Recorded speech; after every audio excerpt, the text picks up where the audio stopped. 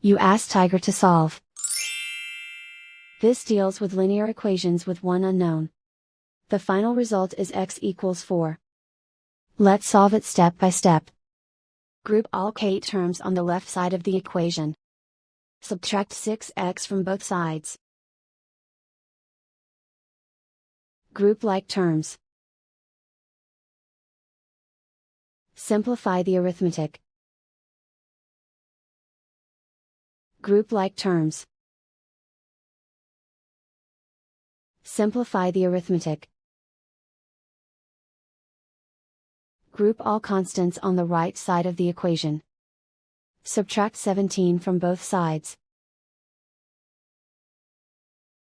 Simplify the arithmetic.